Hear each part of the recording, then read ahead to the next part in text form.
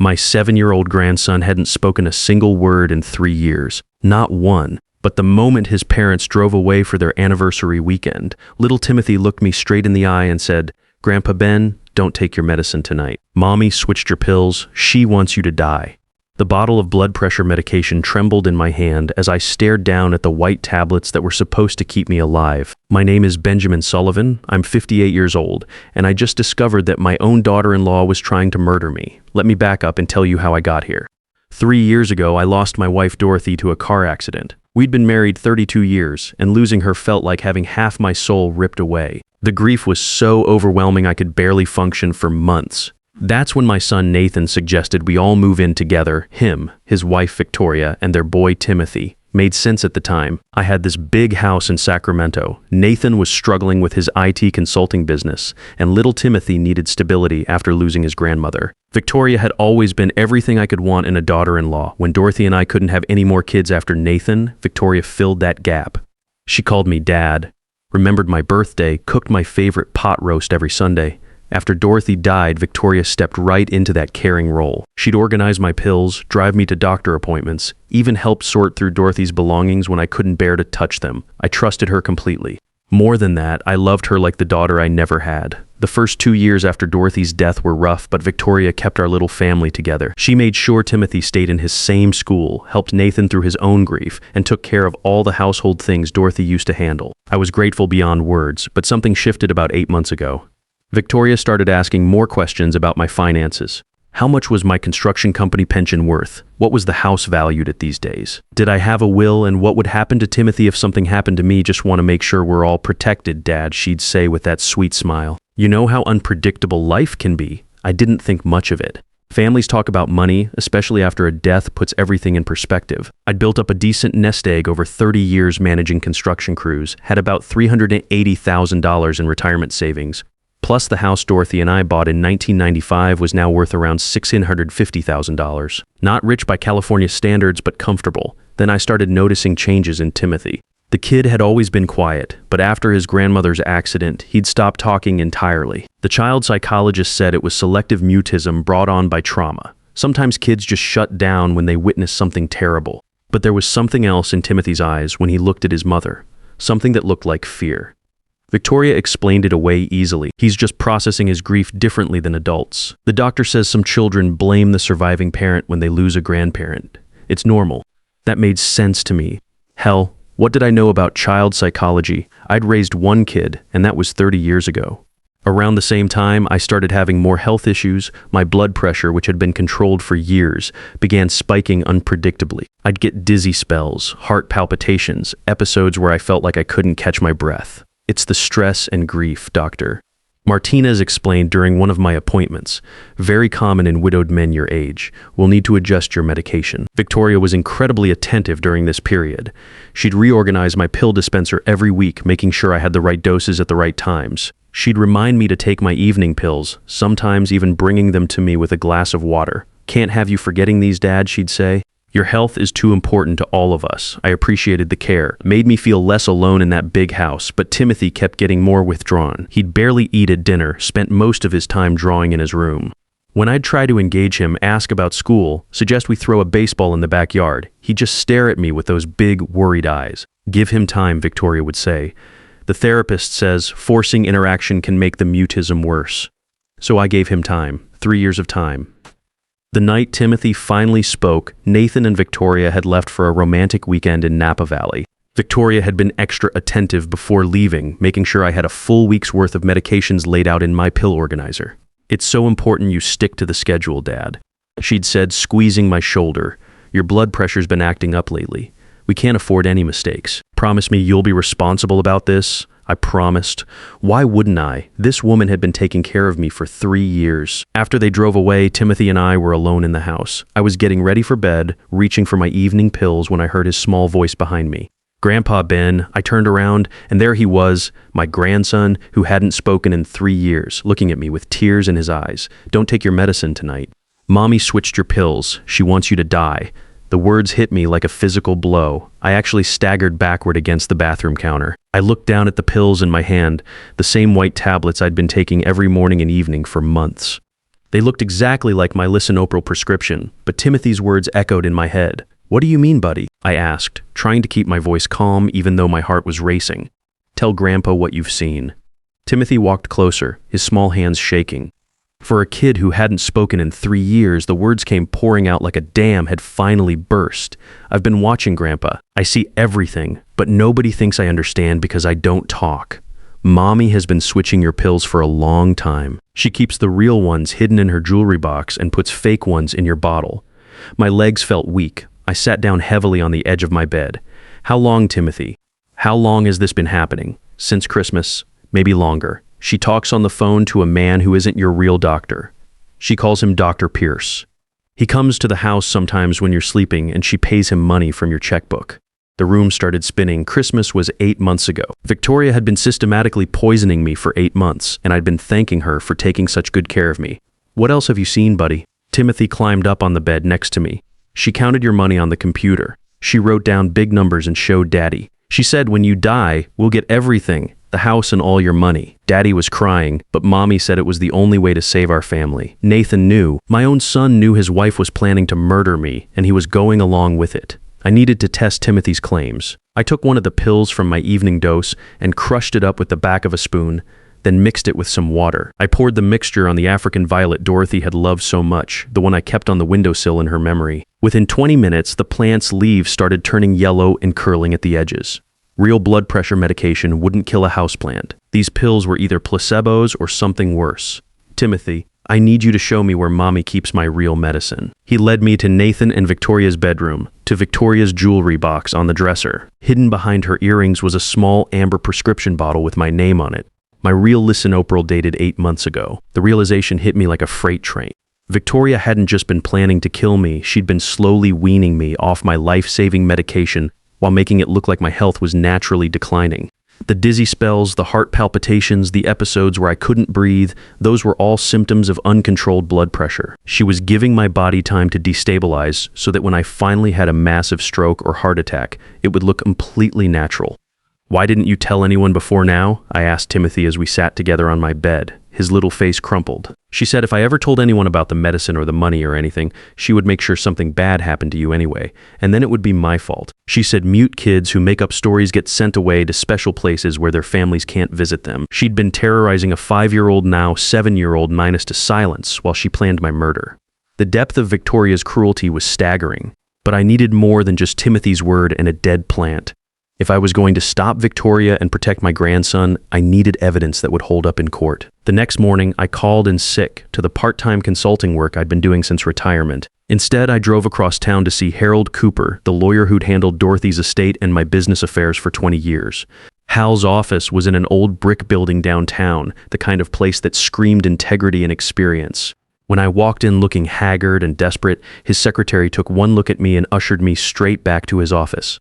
"Ben, you look like hell," Hal said, gesturing for me to sit in one of his leather chairs. "What's going on?" I laid it all out for him. Timothy's revelation, the fake pills, Victoria's 8-month plan to murder me for my inheritance. Hal listened without interrupting, occasionally making notes on his legal pad. When I finished, he leaned back in his chair and rubbed his temples. "This is serious, Ben. If what Timothy says is true, we're talking about premeditated murder, elder abuse, fraud, and child endangerment. But we need solid evidence." "What kind of evidence?" "The fake pills are a start, but we need more. We need to catch Victoria in the act. Document her communications with this Dr. Pierce. Get her to admit what she's doing. The problem is, anything we gather illegally won't be admissible in court." Hal referred me to a private investigator named Eugene Foster who specialized in family fraud cases. Foster had been a detective for 25 years before going private, and he knew how to gather evidence the right way. We met that afternoon at a coffee shop near my house. Foster was a thin, intense man in his 50s who took detailed notes as I repeated my story. "First thing we need to do is get those fake pills analyzed," Foster said. "I've got contacts at a lab who can tell us exactly what's in them. Second, we need to document everything Victoria's been doing, the forged checks, the meetings with Dr. Pierce, any communications about your supposed declining health. How do we do that legally? We start with what we can observe. You're the homeowner, so you can install security cameras in common areas of your house. We can monitor your phone lines with your permission, and we can run background checks on Dr. Pierce and anyone else involved. Foster's plan would take time, at least 2 months, to build a solid case. The problem was, Victoria and Nathan were coming back from Napa in 2 days, and I had to act normal while collecting evidence that my daughter-in-law was trying to kill me. "Can you do it?" Foster asked. "Can you pretend nothing's changed while we gather what we need?" I thought about Timothy, about what Victoria had threatened to do to him if he ever spoke up. I thought about Nathan, weak and manipulated, but still my son. I thought about Dorothy and how she'd want me to protect our grandson. Yeah, I said I can do it. When Victoria and Nathan returned from Napa, I was ready to give the performance of my life. I had to pretend everything was normal while secretly documenting my own daughter-in-law's plan to murder me. Foster had worked fast during those 2 days. He'd installed tiny cameras in the kitchen, living room, and hallway, places where Victoria might feel comfortable talking freely. He'd also set up monitoring on the house phone line, completely legal since I was the account holder. Most importantly, he'd gotten the lab results back on those fake pills. They weren't just placebos. They contained a small amount of pseudoephedrine minus a stimulant that would actually raise my blood pressure while making it look like I was taking my prescribed medication.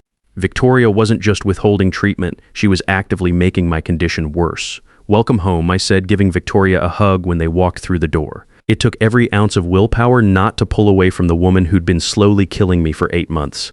"How are you feeling, Dad?" Victoria asked, studying my face with what I now recognized as clinical interest. "Any episodes while we were gone? Chest pain? Dizziness?" "I'm fine," I said. "Timothy and I had a quiet weekend. Just watched some old movies and ordered pizza." Victoria glanced at Timothy, who was sitting quietly at the kitchen table with his coloring books. He'd gone back to his silent routine, but now I understood it was protective camouflage. "Did you remember to take your medications?" Victoria pressed. "Every morning and evening, just like you showed me." She smiled, but I caught the flash of disappointment in her eyes. She'd been expecting me to be sicker by now. Over the next few weeks, I established a careful routine. I'd take the fake pills in front of Victoria, then secretly dispose of them later. I'd started taking my real medication again, which I'd moved to a hiding spot in my workshop. My actual health began improving almost immediately. No more dizzy spells, no more heart palpitations. But I had to pretend I was getting worse. It was like directing my own death scene. I'd complain about fatigue, grip my chest occasionally like I was having heart pain, make sure Victoria saw me struggling with simple tasks. The hardest part was watching her excitement grow as she thought her plan was working. Foster's investigation was turning up disturbing details. Dr. Gerald Pierce had indeed lost his medical license 3 years earlier for running a pill mill, but he was still operating under the radar. Foster found records of Victoria meeting with Pierce at a medical office that was supposed to be vacant. He'd been paid $5,000 in cash over 8 months. Money Victoria had been taking from my checking account in small amounts I wouldn't notice. The background check on Pierce also revealed he'd been involved in 2 previous suspicious deaths, elderly patients who died of natural causes while under his unofficial care. Both families had received large insurance payouts. Foster also discovered Victoria had taken out a $400,000 life insurance policy on me 10 months ago, right around the time she started asking questions about my finances. She'd forged my signature on the application and had been paying the premiums out of my own bank account. "She's done this before," Foster told me during one of our secret meetings at a diner across town. "Maybe not murder, but insurance fraud, for sure." I found records of 3 previous policies she took out on elderly relatives. All died within 18 months of the policies being active. The pattern was clear, and it was chilling. Victoria wasn't just desperate for money, she was a predator who specialized in targeting vulnerable, older family members. But we needed her to incriminate herself. We needed recordings of her discussing the plan, evidence that showed premeditation and intent. The breakthrough came 6 weeks into the investigation. Victoria got careless during a phone call with Dr. Pierce, and our monitoring equipment caught every word. "He's not declining fast enough." Victoria's voice came through crystal clear on the recording. "It's been 8 months. Shouldn't he be showing more serious symptoms by now?" "These things take time," Pierce replied. "His body is fighting the blood pressure spikes. We might need to increase the pseudoephedrine dosage or add something else to the mix." "Like what?" "A mild blood thinner. Nothing that would show up on a standard autopsy, but it would make any cardiovascular event more likely to be fatal." "Do it?" "Nathan's getting suspicious about why I'm so interested in his father's health. He keeps asking why I'm always checking on Ben, always organizing his medications. We need to move this along before he starts asking the wrong questions. Give me another month. If we push too hard too fast, it won't look natural. 1 month, Pierce. After that, I don't care if it looks suspicious. I need that insurance money." Foster and I listened to that recording 3 times. We had her discussing the murder plot, mentioning the forged insurance policy. and talking about previous attempts on my life. It was everything we needed for a conviction, but Foster wanted more. Juries like to see the crime in action, he explained. If we can catch her actually administering the enhanced dosage Pierce mentioned, if we can get her discussing the insurance payout or what she plans to do with the money, that seals the case. So we waited, and I continued my performance, getting sicker each day while Victoria's excitement grew. The hardest part wasn't the acting, it was watching how it affected Timothy. Even though he knew I was pretending, seeing his grandfather apparently dying was traumatic for a 7-year-old boy. He'd sometimes forget it was an act and get genuinely scared. "It's okay, buddy," I'd whisper to him when Victoria wasn't around. "Grandpa's not really sick. We're just catching the bad guys, remember?" But Timothy was carrying a terrible burden for such a small kid, and I was running out of time before Victoria decided to escalate her plan. The end came 2 months after Timothy first spoke those life-saving words. Victoria had gotten a new supply of enhanced pills from Dr. Pierce, and Foster's equipment caught her mixing them into what she told Nathan was a special heart-healthy smoothie for my breakfast. "This should help Dad's circulation," she said, loud enough for our hidden cameras to record. But Timothy, who'd been watching from the hallway, saw her add white powder that definitely wasn't protein supplement. I knew this was it, the final attempt on my life. I drank the smoothie while Victoria watched, then went to my room to rest. Within 30 minutes, I started my performance. I'd researched the symptoms of the drugs Pierce was using: elevated heart rate, chest pain, difficulty breathing. I called out for help, clutching my chest and gasping for air. Victoria rushed in, but instead of calling 911, she pulled out her phone and started timing my heart attack. She was documenting the time of death for the insurance claim. "Nathan," she called out, "come quick, I think Dad's having another episode." Nathan ran in, took one look at me convulsing on the bed, and reached for his phone to call emergency services.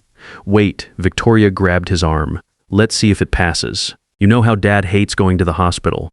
Maybe we should just monitor him for a few minutes?" "Are you insane?" Nathan shouted. "Look at him, he's dying." "Exactly," Victoria said quietly, and for the first time, Nathan heard the coldness in his wife's voice. "Nathan, we've talked about this.